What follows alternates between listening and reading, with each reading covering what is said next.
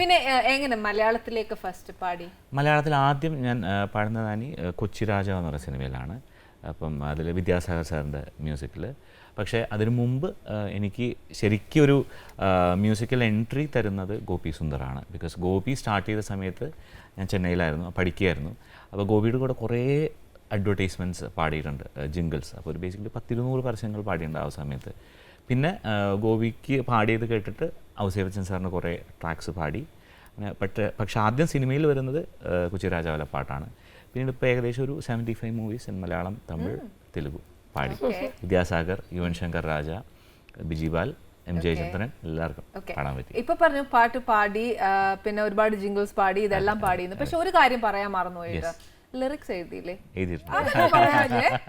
അത് അത്രയും വലിയ കവിയല്ലാത്തതുകൊണ്ട് ആർക്കും ചെയ്യാനും നോക്കത്തില്ലല്ലോ ഇങ്ങനത്തെ കാര്യങ്ങൾ. It's A gift of God അല്ലേ? കറക്റ്റ്. അത് സത്യം പറഞ്ഞാൽ എന്നെക്കാളും നന്നായിട്ട് വിജി പാട്ട് എഴുതും. തമിഴ് കുറേ കവിതയൊക്കെ എഴുതും. അപ്പം ആദ്യകാലത്ത് ഈ വിജി ഈ പ്രണയിച്ചിരുന്ന സമയത്ത്, ഇപ്പോഴും പ്രണയമുണ്ടല്ല, ഈ നുണകൾ പറയാതെ കള്ളത്തരം കാണിക്കാൻ എക്സ്പെർട്ടാണ്. എന്ന് വെച്ചാൽ പറഞ്ഞ് വിശ്വസിപ്പിക്കും. പക്ഷെ കൊറേ കാലം കഴിഞ്ഞാൽ നമ്മൾ മനസ്സിലാക്കും. ഞാൻ പറഞ്ഞു. അതായത് പുള്ളിക്കാരനോട് ഒരു പ്രാവശ്യം എൻഗേജ്മെന്റ് കഴിഞ്ഞിട്ട് ഞാൻ ചോദിച്ചു ബൈക്ക് ഓടിക്കുമോ എന്ന്. കാരണം ഭയങ്കര എനിക്ക് ക്രേസാ ബൈക്ക് ഓടിക്കണം, ഭർത്താവ് ആവണം, ലോങ് ട്രിപ്പൊക്കെ പോകണമെന്ന്. അപ്പോൾ ആള് പറഞ്ഞു ഇല്ല, ഒരു പ്രാവശ്യം ശ്രദ്ധിച്ച് കേൾക്കണേ, ഒരു പ്രാവശ്യം എനിക്ക് ഭയങ്കര ഫേറ്റലായിട്ട് ഒരു ആക്സിഡൻറ്റ് പറ്റി, അതിനുശേഷം ഞാൻ ബൈക്ക് ഓടിക്കാറില്ല. എന്ന് വെച്ചാൽ എന്താ വെച്ചർത്ഥം എന്ന് വെച്ചാൽ ഒരു പ്രാവശ്യം ഞാൻ ബൈക്ക് ഓടിച്ചു പോയപ്പോൾ എന്തോ പറ്റി, അതുകൊണ്ട് എനിക്ക് പേടിയാണ്, whatever I avoid it. ഇതെല്ലാം കഴിഞ്ഞ് ഒരു 5-6 കൊല്ലം കഴിഞ്ഞപ്പോൾ ഒരു ദിവസം നേട്ടൻ്റെ അനിയൻ വന്നു വീട്ടിലേക്ക് ആളുടെ ബൈക്കും കൊണ്ട്. അപ്പോൾ ഞാൻ പറഞ്ഞു ബൈക്ക് ഉണ്ടല്ലോ, നമുക്കിപ്പോൾ അടുത്ത് എവിടെയെങ്കിലും ഒരു ചെറിയ റൗണ്ട് പോവാന്ന്. അപ്പോൾ ഏട്ടന് എന്ത് അല്ല ബൈക്കിൽ റൗണ്ട്? ആര്? നിങ്ങൾ? ബൈക്കോ? എനിക്കൊന്നും ഓടിക്കാറില്ല. അപ്പൊ ആക്സിഡന്റ് ആയത്, പോയത്, വീണത്? ഓ അതാണോ? ഞാനൊരു ദിക്കിൽ നിൽക്കായിരുന്നു, ഒരു റോഡിൽ ഒരു സൈഡിൽ നിൽക്കായിരുന്നു, ആരോ ഒരാള് വന്നിട്ട് ബൈക്കിൽ എന്നെ ഇടിച്ചിട്ട് പോയി, അതുകൊണ്ടാണ് ഞാൻ ബൈക്ക് ഓടിക്കല്. അപ്പൊ ഞാൻ നോക്കി നിൽക്കുക, 5 കൊല്ലായിട്ട് ഞാൻ വിശ്വസിച്ചത് ഇങ്ങേരാണ് ഓടിച്ചത്. ആക്സിഡന്റ് പറ്റില്ലല്ലോ. അതാണ് ഇതേപോലെ ഈ പറഞ്ഞ കവിത എങ്ങനെയായിരുന്നു, ഇതൊക്കെ ഇങ്ങനെ നുണ പറയാണ്ട് കള്ളത്തരം കാണിക്കാൻ എക്സ്പെർട്ടാണ്. ഈ ആക്സിഡന്റ് വേറൊരു മനോഹരമായ ബാക്കി പത്തുണ്ടായിരുന്നു, ജീവിതത്തിൽ മറക്കാൻ പറ്റാത്തൊരു ഇൻസിഡന്റ്. അതായത് മൈലാപ്പൂർ വെച്ചായിരുന്നു ആക്സിഡന്റ് വന്നത്, മദ്രാസിൽ. അപ്പോൾ ഞാനിതുപോലെ റോഡ് സൈഡിൽ നിൽക്കുമ്പോൾ ഒരാൾ സിഗ്നൽ ഇടും എന്ന തിരക്കിൽ മിന്നിച്ച് വരാണ്. അയാളുടെ കയ്യിൽ നിന്ന് ബൈക്കിൻ്റെ കൺട്രോൾ പോയി, ബൈക്ക് സ്കിഡായി വന്ന് എൻ്റെ മേത്തിടിച്ചു, ഞാൻ തെറിച്ച് വീണു. നല്ല കാലം ഞാൻ ഈ ലാപ്ടോപ്പ് ആകെ ഇങ്ങനെ ഷോൾഡർ ബാഗായിട്ട് ഇട്ടിരുന്നു. അപ്പോൾ അതിൻ്റെ കുഷൻ കിട്ടി, അതുകൊണ്ട് തല താഴെ ഇടിച്ചില്ല.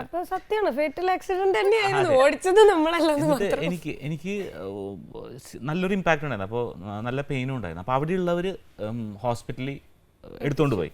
അപ്പോൾ ഞാൻ ഈ ഗോപിക്ക് പാടാൻ പോകുന്ന സമയത്താണ്, ഗോപി സുന്ദർ സ്റ്റുഡിയോ തൊട്ടടുത്താണ്. അപ്പോൾ ഞാൻ ഗോപി സുന്ദറിനെ വിളിച്ചു പറഞ്ഞു, ഗോപി ഇങ്ങനൊരു ആക്സിഡൻ്റ് ആയി, അപ്പോൾ ഒന്ന് ഇവിടെ. അപ്പോൾ ഗോപി ഞാൻ ഇപ്പോൾ വരാം, വർക്ക് നടക്കുകയാണ്, ഇപ്പോൾ ഞാൻ അങ്ങോട്ട് എത്താമെന്ന് പറഞ്ഞു. ഗോപി വന്നു, എന്നെ ഗോപി ഹോസ്പിറ്റലിൽ അഡ്മിറ്റ് ചെയ്തു, സ്കാൻ ചെയ്തു, ഇതൊക്കെ തീർത്തിട്ട് ഗോപി റൂമിലാക്കിയിട്ട് ഗോപി പറഞ്ഞു ഞാൻ ഡിന്നർ എടുത്തിട്ട് വരാം, അമ്മയുടെ അടുത്ത് നിന്ന് ഞാൻ ആഹാരം വാങ്ങിച്ചിട്ട് വരാം, യു വെയിറ്റ് ഹിയർ എന്ന് പറഞ്ഞിട്ട് അവിടെ ഇരുത്തി ഗോപി പോയി. കുറച്ച് കഴിഞ്ഞിട്ട് ഒരു ഡോക്ടർ വളരെ സീരിയസ് ആയിട്ട് ഒരു 6 അടി പൊക്കമുള്ള ഒരാൾ വരുന്നു. വന്നിട്ട് ആരാണ് ഇവിടെ അനൂപ് ശങ്കർ എന്ന് ചോദിച്ചു. ഞാനാണോ ഡോക്ടർ എന്ന് പറഞ്ഞു. അപ്പം കൂടെ ആരുമില്ലെന്ന് ചോദിച്ചു. ഇല്ല എന്ന് പറഞ്ഞു. Very sorry to say you are very critical. അപ്പോൾ ഒന്ന് വീട്ടുകാരെങ്കിലും ഉണ്ടെങ്കിൽ ഒന്ന് ഇൻറ്റിമേറ്റ് ചെയ്യണം എന്ന് പറഞ്ഞു. അപ്പം നമ്മൾ ഈ മരണത്തെ നേരിൽ കാണുക എന്നുള്ളൊരു ഫസ്റ്റ് ഫ്രെയിമാണ്. അതായത് കാര്യങ്ങളൊക്കെ തീരുമാനമായി, മൊത്തം ഒരു ബ്ലാക്ക് ആയിരുന്നു. ഇപ്പം കറിയും എന്നൊരു അവസ്ഥ എത്തി. അതായത് പറയാനാരുമില്ല, മുറിയിലൊറ്റയ്ക്കാണല്ലോ. ഒരു നേഴ്സ് പെട്ടെന്ന് ഓടി വരികയാണ്. ഓടി വന്നിട്ട് സാർ ഒരു ഡോക്ടർ ഇവിടെ വന്നോന്ന് ചോദിച്ചു.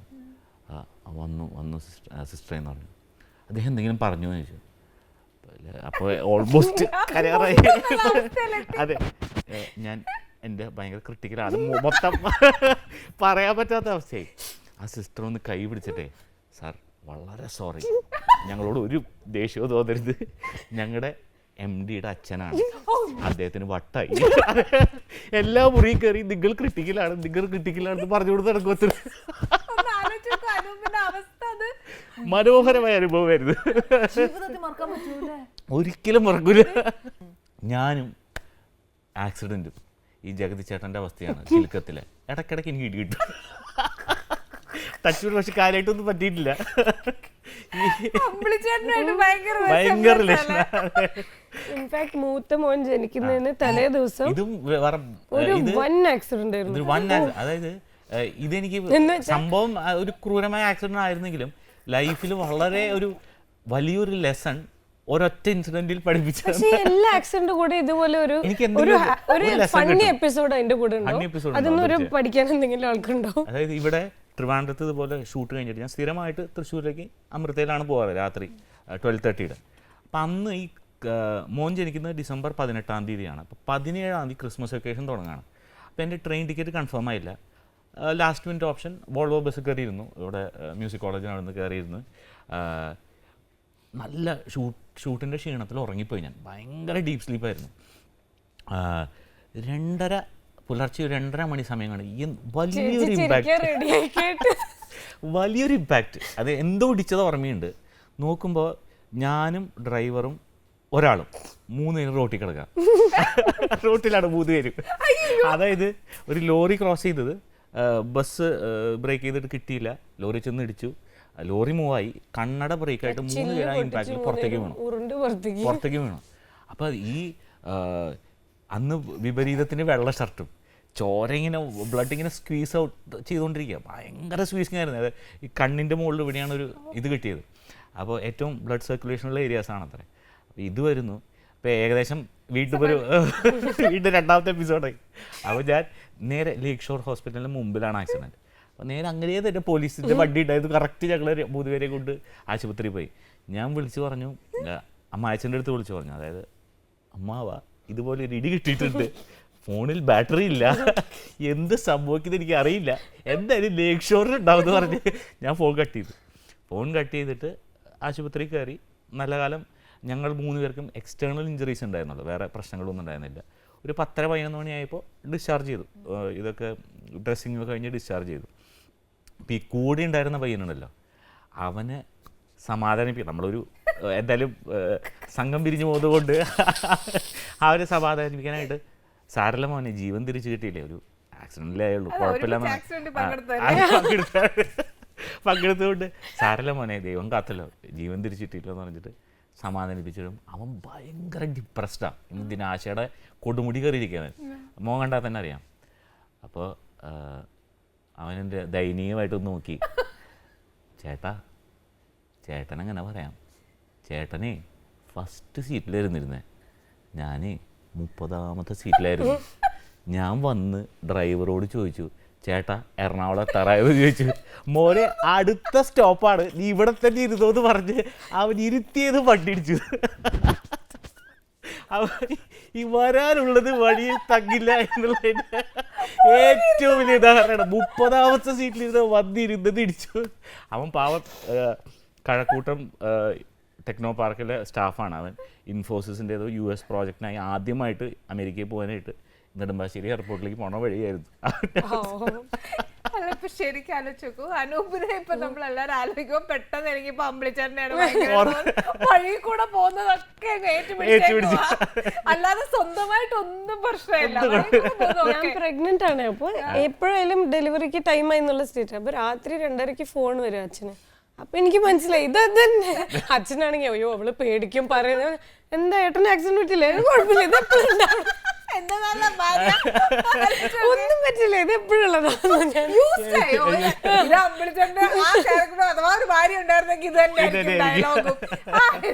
അച്ഛനിങ്ങനെ ടെൻഷൻ വെച്ചിട്ട് ഇവളോട് ഇത് എങ്ങനെ അവതരിപ്പിക്കുക, എന്താ വെച്ചാ അനുപറ്റില്ല, ആക്സിഡന്റ് ഇല്ല, അച്ഛനെ അങ്ങോട്ട് സമാധാനിപ്പിച്ചു. എന്നിട്ട് അടുത്ത ദിവസം ഡെലിവറി ആയി. കുട്ടി വരെ അറിഞ്ഞു അച്ഛൻ എന്തോ പറ്റുന്നു. അപ്പൊ ന്യൂ ഇയറിനായിരുന്നു ഡ്യൂ ഡേറ്റ്. ഇത് അടുത്ത ദിവസം തന്നെ പെട്ടെന്ന് കൊച്ചിന് വയറ്റി കിടന്നിട്ട് വെപ്രാളം. ശരിക്കും നിങ്ങളുടെ ഒരു ലൈഫ് ഹിസ്റ്ററി കേൾക്കാൻ നല്ല രസമുണ്ടോ? ഭയങ്കര കോമഡി അല്ലേ? ഭയങ്കര